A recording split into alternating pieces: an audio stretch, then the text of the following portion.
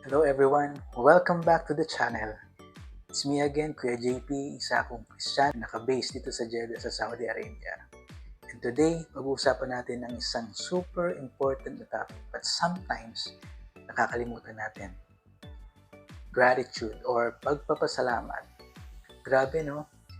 With everything going on sa buhay natin, work, family, and challenges, it's easy to focus on the negatives.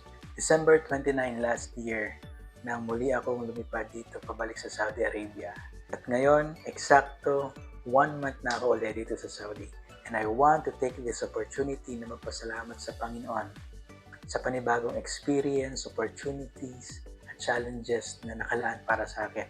Kaya today, let's take a pause and talk about gratitude from a biblical perspective. I promise you, this will not only inspire you, but it will also change the way you live. So let's jump in. Bakit mahalaga na maging grateful tayo? Kasi gratitude is God's will. Again, sabi sa 1 Thessalonians 5:18, give thanks in all circumstances, for this is God's will for you in Jesus Christ. Pansinin natin uli, ang sabi doon, in all circumstances, hindi sinabing in good times only. Ibig sabihin, whether masaya ka or nahihirapan ka, choose to be thankful. Bakit? Because gratitude shifts our focus from our problems to God's provision. Let's make this practical. When was the last time you thanked God kahit nahihirapan ka? Please share it in the comments. I'd love to hear your story. Isa pang mahalagang bagay bakit dapat tayong maging thankful, because gratitude strengthens your faith.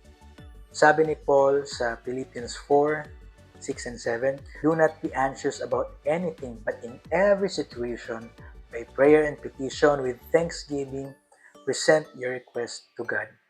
Napansin niyo, thanksgiving is part of prayer. When we thank God, parang sinasabi natin, Lord, I trust you at alam ko na kahit hindi ko pa nakikita yung sagot, you're already working. Imagine mo ito. You're waiting for a breakthrough for your finances or sa family mo.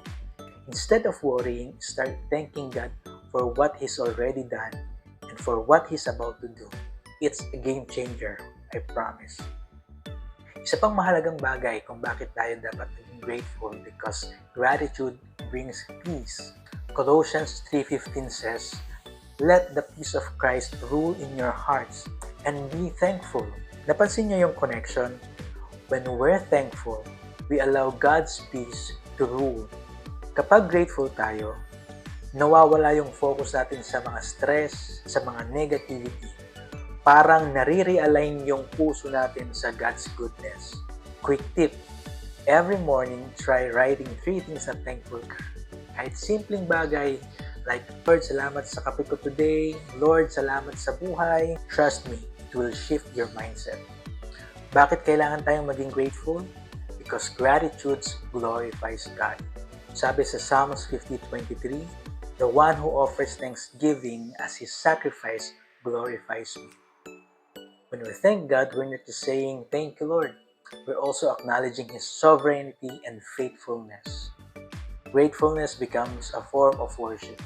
Diba, alam niyo yung feeling kapag may nagsasabi sa inyo na, oy, thank you ah. Diba, ang sarap sa pakiramdam. Ganon din kay Lord. When we thank Him, it brings joy to His heart. Isa pang mahalagang bagay kung bakit tayo dapat maging grateful, because gratitude inspires others. Sabi sa Hebrews 12:28, let us be grateful for receiving a kingdom that cannot be shaken. Kapag grateful tayo, it's contagious, nakakahawa, nakaka-inspire sa ibang tao.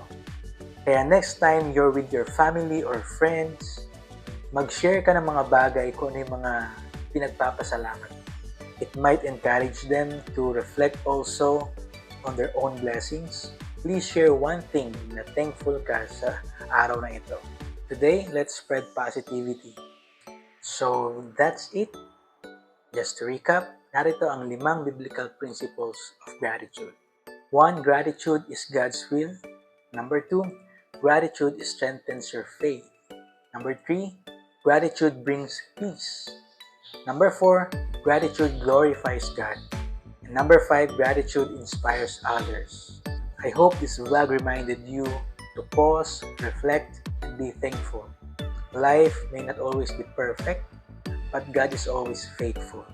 Kung nagustuhan niyo ang video na ito, don't forget to like, share, and subscribe para updated kayo sa mga next na videos. Thank you for spending your time with me today. Remember, gratitude changes everything. God bless you. See you in the next videos. Ingat.